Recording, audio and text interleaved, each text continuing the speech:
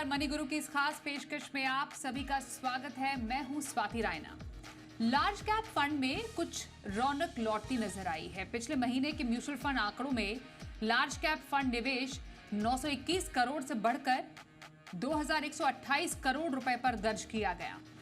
तो large cap fund में इस लौटी रौनक के पीछे क्या बड़ी वजह है, ये समझने की कोशिश करेंगे। खास तौर पर लार्ज कैप निवेश में क्या ऐसा खास है, पोर्टफोलियो में लार्ज कैप फंड क्यों होने चाहिए, साल 2024 में लार्ज कैप फंड में आप निवेश क्यों करें, इस पर रहने वाली है आज की हमारी खास चर्चा। हमारे साथ दो बेहद ही खास एक्सपर्ट्स हैं, उनका परिचय करा देते हैं। स्वागत करते हैं महेश पाटिल जी का, CIO आदित्य बिरला सन लाइफ AMC, और कीर्तन Shah, CEO Credence wealth.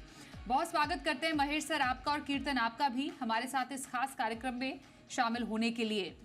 Large cap fund यूं तो ब्लू चिप कंपनियों में, बड़ी बड़ी कंपनियों में निवेश करते हैं, पर साल 2023 लार्ज कैप सेगमेंट के लिए कुछ खास नहीं रहा था। पर अब जो ट्रेंड देखने को मिल रहा है, धीरे धीरे ऐसा लग रहा है कि थोड़ा एक जो लैक लस्टर परफॉर्मेंस हमने 2023 में देखी थी, वहां पर अब थोड़ा सा चमक वापस लौटती हुई नजर आई है। महेश जी, सबसे पहले यही समझेंगे कि आखिरकार क्या वजह रही है लार्ज कैप फंड में अभी जो धीरे धीरे आपको लग रहा है कि इंटरेस्ट फिर से आ रहा है निवेशकों का, और ये आंकड़े हमने म्यूचुअल फंड नंबर्स में भी देखे इस बार एम्फी के। So large cap overall industry में जो फ्लोज आए थे लास्ट ईयर, काफी बड़ी मात्रा में फ्लोज मिड कैप और स्मॉल कैप स्कीज में आए थे और लार्ज कैप में काफी कम थे। इसके कारण हमने देखा कि लास्ट ईयर FY24 में मिड कैप और स्मॉल कैप का जो इंडेक्स है, राइट, उसमें जो रिटर्न्स आए थे वो लगभग 50-60% थे। हालांकि निफ्टी, ओके, जो कि लार्ज कैप का एक बेंचमार्क है, उसके रिटर्न्स लगभग 25% ही थे। और अगर हम थोड़ी और लंबा अरसे में अगर देखते हैं लास्ट 3 साल में, तो लास्ट 3 साल में जो लार्ज कैप कंपनीज में जो अर्निंग्स ग्रोथ जो हुई है, और अगर लार्ज कैप निफ्टी का अगर देखते हैं उसके रिटर्न्स, तो लगभग उसके आसपास ही है। तो इसका मतलब ये हुआ कि निफ्टी की जो वैल्यूएशन है और जो पी अर्निंग्स है, वो लगभग उतनी रही है जितने 3 साल पहले थी।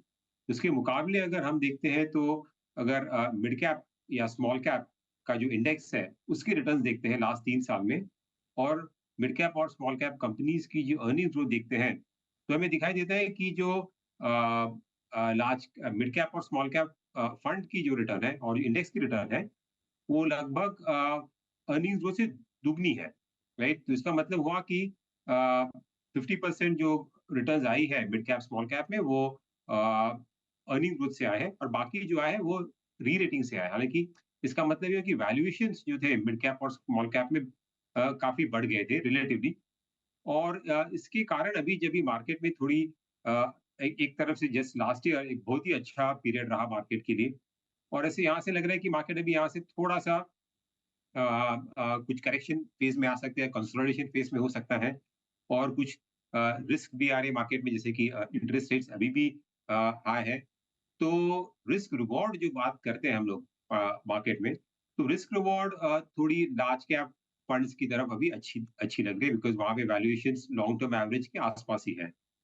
और दूसरी एक बात है कि बीच में हमने देखा था कि सेबी ने भी थोड़ी सी सेबी एक नोटिस निकाली थी कि उनको थोड़ी परेशानी थी कि जो पैसा इतना मिड कैप और स्मॉल कैप फंड में जो आ रहा है, और ओवरऑल लिक्विडिटी है जो फंड्स की, ओके, तो वहां पे अगर कुछ दिक्कत आती है और मार्केट में कुछ करेक्शन आती है और रिडक्शन आती है, तो ये फंड्स मैनेज कर पाएंगे कि नहीं। तो इसके लिए उन्होंने थोड़ी फंड्स को और डिस्क्लोजर्स करने की बात की थी, कि उनके लिक्विडिटी प्रोफाइल कैसी है, और बाकी अदर वैल्यूएशन पैरामीटर्स। तो उसके कारण भी थोड़ा सा मार्केट में एक तरह से चिंता हुई कि यहाँ से अगर रेगुलेटर भी अगर देख रहा है कि ये सेक्टर में जिस तरह से मनी फ्लो आ रहा है, तो थोड़ा कॉशन देखना चाहिए। तो इसके कारण हमने देखा है कि थोड़ा अभी लास्ट 1-2 महीने में कुछ पैसा मिड कैप और स्मॉल कैप में से लार्ज कैप की तरफ, फंड्स की तरफ आ रहा है। सो आई थिंक ये 2 कारण की वजह से हमें लग रहा है कि एक तो, बट हमारा व्यू है कि यहाँ से रिस्क रिवॉर्ड जिस तरह से मार्केट में भी वोलेटिलिटी बढ़ेगी, तो आपको अगर मार्केट में करेक्शन आती है, तो लार्ज कैप कंपनीज में आपको ज़्यादा उसमें अच्छी तरह से आप पोर्टफोलियो को संभाल कर पाओगे। All right. तो महेश सर ने बताया कि क्या बड़ी वजह रही हैं जिसकी वजह से लार्ज कैप उन्हें लगता है कि अब वो समय आ गया है कि लार्ज कैप में एक बार फिर से हम एक अच्छा फ्लो देखेंगे निवेशकों का, पैसों का, निवेश का। कीर्तन, अब किसी के पोर्टफोलियो में जो एक हमने एक अजीब सा डिस्प्रपोर्शन देखा था, कईयों के पोर्टफोलियोज जो थे वो मिड कैप और स्मॉल कैप हैवी हो गए थे। एक थोड़ा सा ये भी था कि स्मॉल कैप मिड कैप पे इतना पैसा जा रहा है, वैल्यूएशन का जिक्र किया महेश जी ने भी।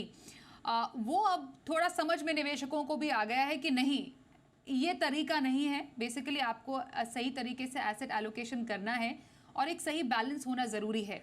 तो अब आगे आने वाले टाइम में वो जो एक डिस्प्रपोर्शन हो गया था वो पोर्टफोलियो में, वो अब आपको बिल्कुल बैलेंस आउट होता हो अब आगे आने वाले टाइम में आप देख रहे हैं?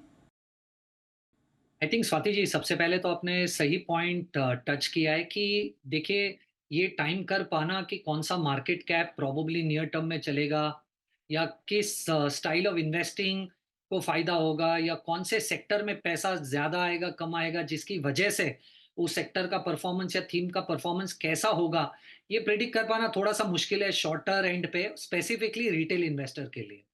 तो बहुत सारी स्टडीज ऑलरेडी ये प्रिडिक्ट कर चुकी है, दिखा चुकी है हिस्टोरिकल डेटा पॉइंट्स पे कि आपका 80% या 90% आपके पोर्टफोलियो में जो रिटर्न जनरेट होता है, वो इसीलिए होता है क्योंकि आपने एसेट एलोकेशन सही से किया है, ना कि आपने मार्केट को टाइम सही किया है।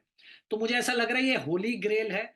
आप अगर एक रिटेल इन्वेस्टर है तो आप अपने एसेट एलोकेशन के साथ छेड़खानी नहीं कर सकते। पर देखिए, आपने अगर साल के स्टार्ट में आज से 2 साल पहले आपने एसेट एलोकेशन सही रखा था, आपके रिस्क प्रोफाइल को ध्यान में रखकर, इसका मतलब ये नहीं है कि आपका आज एसेट एलोकेशन सही हो, क्योंकि जैसे महेश सर ने भी कहा, लास्ट ईयर अगर आप देखेंगे मिड कैप स्मॉल कैप ने 42 से 45% रिटर्न दिया है, जबकि लार्ज कैप्स ने 17.5% दिया है। अब इसकी वजह से होगा ये कि आपने स्टार्ट ऑफ द ईयर तो सही से रीबैलेंस किया था, पर क्योंकि रिटर्न में इतना डिसप्रोपोर्शनेट है, तो अब आपकी मिड कैप स्मॉल कैप की होल्डिंग काफी बढ़ गई है वर्सेस लार्ज कैप। तो मुझे ऐसा लग रहा है कि अगर आपने स्टार्ट किया था उससे 5% से ज्यादा चेंज हो गया है आपका एसेट एलोकेशन, तो आपको उसे वापस रीबैलेंस कर देना चाहिए। तो मान लीजिए अगर आपने स्टार्ट किया था 100 रुपए निवेश करके 33 लार्ज कैप में, 33 मिड और 33 स्मॉल में, पर क्योंकि रिटर्न्स इतना डिस्प्रोपोर्शनेट हो गया, तो अब आपका लार्ज कैप सिर्फ 25% रह गया और मिड और स्मॉल 75% रह गया। तो आपको मिड और स्मॉल को वापस हल्का कर कर 66% पे लेके आना पड़ेगा और वो पैसा आपको लार्ज कैप में शिफ्ट कर देना चाहिए। ओके।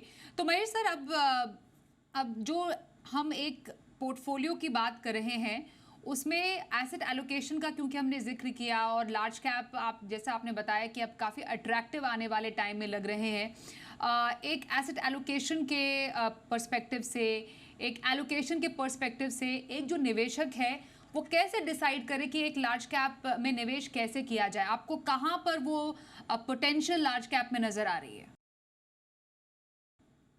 या सो नॉर्मली अगर आप पूरी मार्केट की अगर बात करते हैं, तो रफली हमने देखा है कि जो पूरी सब सब जो कंपनीज है मार्केट में, अगर हम लार्ज कैप खाली देखते हैं तो मार्केट में उसका जो रिप्रेजेंटेशन है वो लगभग अराउंड 67% है। Mean 66 to 67%।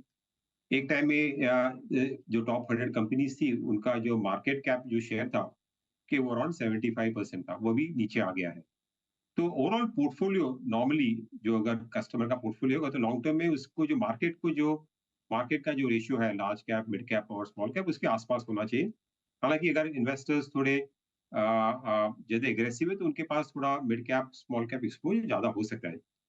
But again market में काफी फंड्स है, खाली लार्ज कैप फंड्स नहीं है, फ्लेक्सी कैप फंड्स है, मल्टी कैप फंड्स है, जहाँ पे भी लार्ज कैप स्टॉक्स रहते हैं। सो हमारा ये मानना है कि अभी के माहौल में राइट, एक तो इक्विटी का भी अगर देखते हैं ओवरऑल एलोकेशन जो है एसेट एलोकेशन में, वो भी आपके जो लॉन्ग टर्म आपका जो टारगेट एलोकेशन है उसके आसपास रहना चाहिए। बिकॉज इक्विटी में ओवरऑल रिस्क रिवॉर्ड जो है वो ऐसा भी नहीं है कि एकदम से वेरी अट्रैक्टिव है और ज्यादा खराब भी नहीं है, मीडियम लेवल के आसपास है। तो आपका वो एलोकेशन, आपका जो लॉन्ग टर्म टारगेट एलोकेशन आपने आपके रिस्क प्रोफाइल के हिसाब रखा था उसके आसपास रखना चाहिए। उसके अंदर विद इन इक्विटी के अंदर लार्ज कैप का जो है एलोकेशन, वो टिपिकली हम करते हैं कि अराउंड 25-30% लार्ज कैप में होना चाहिए, अनदर 30%-35% फ्लेक्सी कैप फंड्स में होना चाहिए, और around 20-25% mid cap small cap में होना चाहिए, right? This is the normal allocation. I think जैसे कि पहले बात की थी कि जिस तरह से मनी फ्लो मिड कैप और स्मॉल कैप में आया था लास्ट 1-2 साल में, और उसकी जो आउट परफॉर्मेंस हुई थी, इसके कारण एसेट एलोकेशन शिफ्ट हुआ है। तो आई थिंक इन्वेस्टर्स की जरूरी है कि वो एसेट एलोकेशन आपको वापस ये लेवल पे लेके आए, जहाँ पे लार्ज कैप में अगर स्पेसिफिकली बात करें तो आपका एटलीस्ट अराउंड 25-30% एलोकेशन जो है ओवरऑल पोर्टफोलियो का, वो लार्ज कैप में आपका रखने की आई मीन हमारी तरफ से वो रिकमेंडेशन है। ओके, तो एक सही एलोकेशन रखने की ज़रूरत है टुवर्ड्स लार्ज कैप इस टाइम पे। एक ज़िक्र क्योंकि फ्लेक्सी कैप और मल्टी कैप कैटेगरीज का किया, जिसमें भी लार्ज कैप का एक्सपोजर होता है, इस पर भी चर्चा ज़रूर करेंगे, क्योंकि बहुत सारा जो एक एलोकेशन था फ्लेक्सी कैप फंड्स की तरफ भी गया, हमने देखा पिछले कुछ महीनों में। और ज़्यादातर फ्लेक्सी कैप फंड्स में हमने देखा है लार्ज कैप का एक्सपोजर काफ़ी ज़्यादा रखना पसंद करते हैं ऐसे फंड्स। इस पर चर्चा जारी रहेगी एक छोटे से ब्रेक के बाद, बने रहिए हमारे साथ।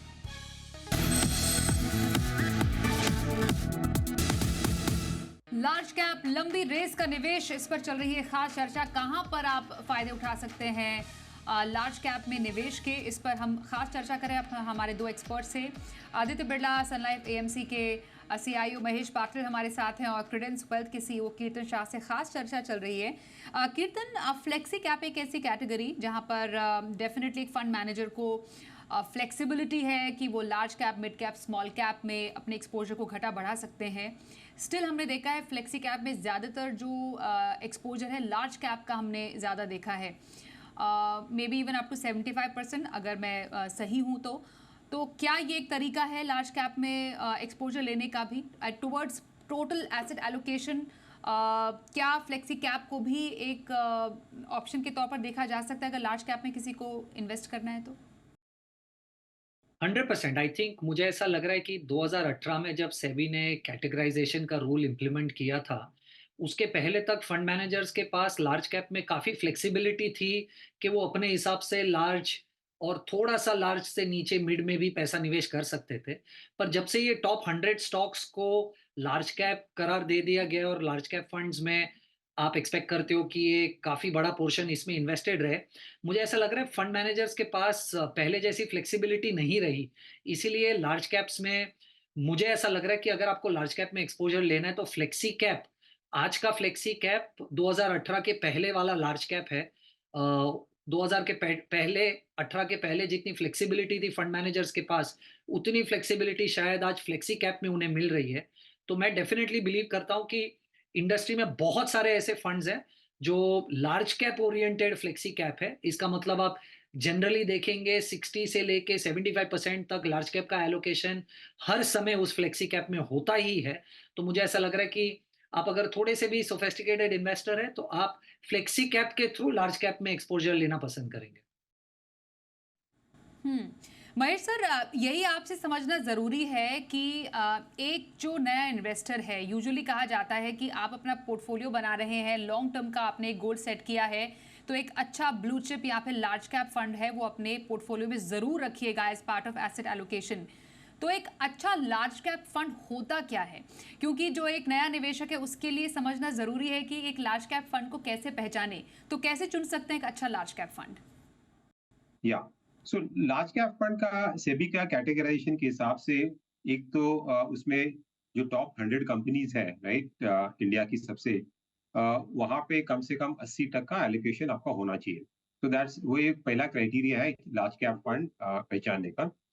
उसके बीच में कुछ थोड़ा सा लीवे रहता है फंड मैनेजर को कि जो बैलेंस 20% है, उसमें मिड कैप या लार्जेस्ट मिड कैप या स्मॉल कैप स्टॉक्स ले सकते हैं, जिसके कारण जो रिटर्न्स हैं, राइट, वो की बढ़ोतरी कर सकते हैं, और उसको बेंचमार्क को बीट करने को आपको उसके लिए आसानी हो सकती है।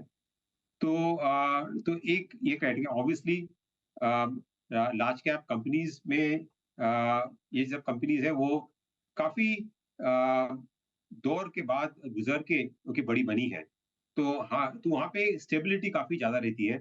देखा है कि हमने कि जो बड़ी कंपनीज, लार्ज कैप कंपनीज है, वो नॉर्मली सेक्टर में, अपने जो सेक्टर है वहाँ पे नंबर 1, नंबर 2 या नंबर 3 पोजीशन पे रहती है। और और और और लार्ज कैप कंपनीज में काफी कंपनीज है, उनका लॉन्ग टर्म ट्रैक रिकॉर्ड रहता है। तो इसके कारण एक इन्वेस्टर को एटलीस्ट पोर्टफोलियो में, राइट, कोर कोर जो रहता है उसका, इसमें लार्ज कैप फंड होने की जरूरत है। बिकॉज जब भी मार्केट तेजी में रहता है और जब भी सभी कुछ चलता है मार्केट में, तभी बहुत इजी होता है कि इन्वेस्टर को पैसा बनाने के लिए, और सभी चलते हैं। बट जब भी मार्केट में वोलेटिलिटी आती है और करेक्शन आती है, तभी ये लार्ज कैप और जो ब्लू चिप कंपनीज है वो पोर्टफोलियो को स्टेबिलिटी देती है। और लॉन्ग टर्म में अगर रिटर्न्स देखें लार्ज कैप फंड्स, वो टिपिकली जो निफ्टी है आपका, BSE 100 इंडेक्स है, right, और NSE 100 इंडेक्स है, उसके आसपास आपको रिटर्न्स वहां पे मिलेंगे। वो एक बेंचमार्क है इन फंड्स का। और फंड्स का और फंड मैनेजर का ऑलवेज प्रयास रहता है कि ये बेंचमार्क को कैसे बीट करे। हमने देखा है कि इन दी पास्ट ये फंड बेंचमार्क को बीट करना फंड मैनेजर्स के लिए काफी डिफिकल्ट जा रहा था। बट अभी मार्केट की ब्रेड्थ वापस इंप्रूव हो रही है, तो हम देख रहे हैं कि फंड्स अभी बेंचमार्क को बीट कर रहे हैं। बट ओवरऑल जो इन्वेस्टर्स हैं उनको देखना चाहिए कि अभी कैटेगराइजेशन आसानी से फंड फंड का नाम में ही आपको दिखेगा कि लार्ज कैप, ओके, फंड के नाम में होगा। तो ये क्राइटेरियाज है जो इन्वेस्टर्स देख सकते हैं, देखने के लिए कि कौन सा लार्ज कैप फंड है और कौन सा नहीं है। बिल्कुल सर। अब लार्ज कैप एक ऐसा स्पेस है जहां पर एक्टिव के साथ साथ पैसिव ऑप्शंस के भी काफ़ी ज़्यादा विकल्प मौजूद हैं। और जो पैसिव स्पेस है कीर्तन लार्ज कैप का, वहां पर भी काफ़ी मौके हैं निवेशकों के पास। तो जब हम लार्ज कैप में एक्टिव या फिर पैसिव स्पेस की बात करते हैं, तो क्या दोनों ही जो स्टाइल्स हैं वो एक पोर्टफोलियो में शामिल किए जा सकते हैं? आई थिंक स्वाति जी, आप दोनों डेफिनेटली पोर्टफोलियो में ऐड कर सकते हैं। पर जैसे मैं पहले भी क्वेश्चन में कह रहा था, 2018 के बाद pure play large cap funds को पैसिव को बीट करना थोड़ा सा मुश्किल हो रहा था। तो आपको समझना पड़ेगा कि एक्टिव कब चलता है और पैसिव कब चलता है। तो देखिए, एक्टिव फंड्स होते हैं वो टिपिकली तब अच्छा करते हैं जब मार्केट की ब्रेथ थोड़ी सी बेटर हो, मार्केट एकदम मोमेंटम रैली नहीं दे रहा है, राइट, मार्केट में वैल्यूड अपॉर्चुनिटीज है। तो इन सारी सिचुएशंस में आप देखेंगे एक्टिव फंड्स बहुत अच्छा करते हैं। आप अगर 2023 ले लीजिए कैलेंडर ईयर, और 2024 ले लीजिए, जितने भी 4 महीने हुए, इन पिछले 16 महीनों में एक्टिव फंड्स ने पैसिव से बहुत बेहतर किया है। तकरीबन 70%, 67 से लेकर 70% एक्टिव फंड्स ने पैसिव फंड से बेटर परफॉर्म किया है। क्योंकि मार्केट में आपको लार्ज कैप स्पेस में एक वन साइड मोमेंटम नहीं मिल रहा था, इसकी वजह से एक्टिव ने बहुत अच्छा किया। पर अगर आप देखिए मार्केट में अगर एक तरफा मोमेंटम आएगा, तब आपका एक्टिव फंड शायद पैसिव जितना अच्छा नहीं कर पाएगा। तो मुझे ऐसा लग रहा है पैसिव फंड्स उन लोगों के लिए है जिनके पास प्रोबेबली स्किल नहीं है कि कब एक्टिव चलता है, कब पैसिव चलता है, या कि इतने सारे एक्टिव फंड्स में से मैं कैसे चुनूं कि कौन सा वाला एक्टिव फंड मेरे लिए है। तो उन लोगों के लिए पैसिव है। पर जो थोड़े से सोफिस्टिकेटेड इन्वेस्टर है, वो शायद एक्टिव कब यूज करे और पैसिव कब यूज करे ये कैटेगराइज अच्छे से कर पाएंगे। पर हाँ, अगर आप दोनों को पोर्टफोलियो में रखना चाहते हो तो शायद आपका ये प्रॉब्लम सॉल्व हो सकता है। तो अगर मान लीजिए आप 30% एलोकेशन लार्ज कैप को देना चाहते हैं, तो आप 15% एक्टिव ले लीजिए, 15 पैसिव ले लीजिए। मुझे लग रहा है कि वो एक अच्छा बैलेंस डेफिनेटली हो सकता है। ओके, महेश सर, लास्ट सवाल आपसे होगा कि हम कहते हैं कि एक लंबी रेस का जो निवेश है, लंबी रेस का घोड़ा लार्ज कैप को माना जाता है। आप जितना लंबे टाइम तक एक अच्छे लार्ज कैप फंड में निवेश बनाए रखते हैं, आपका फ़ायदा उतना ही होता है। तो क्या वो फॉर्मूला है जिसके तहत एक नया निवेशक या फिर जिसके पास एक लार्ज कैप फंड है, वो लॉन्गर टर्म में लार्ज कैप से अच्छा मुनाफा कमा सकता है? तो आपने सही बात की कि मार्केट में अगर आपको लॉन्ग टर्म में वेल्थ क्रिएट करना है, तो आपको लंबा सरिया देखना पड़ेगा और उसके लिए आपको लंबे अरसे तक मार्केट में और फंड में, कोई भी फंड आप चूज करते हो, उसमें रहना पड़ेगा। तो सबसे बेहतर तरीका है पार्टिसिपेट करने का मार्केट में। लार्ज कैप फंड ऐसा है कि जो आपको ब्रॉडर मार्केट जो है, राइट, इंडेक्स है निफ्टी, जो अब सबसे कॉमन इंडेक्स है निफ्टी, ओके, उसके मुकाबले में compete करता है। और मार्केट का देखा है कि चढ़ उतार रहता है, वोलेटिलिटी रहती है। तो लॉन्ग टर्म में आपको वेल्थ क्रिएट, तो आपको एसआईपी रूट है, राइट, वो इस बेहतर रूट है जिससे आप कोई भी फंड में, और स्पेशली लार्ज कैप फंड में भी आप इन्वेस्ट कर सकते हैं।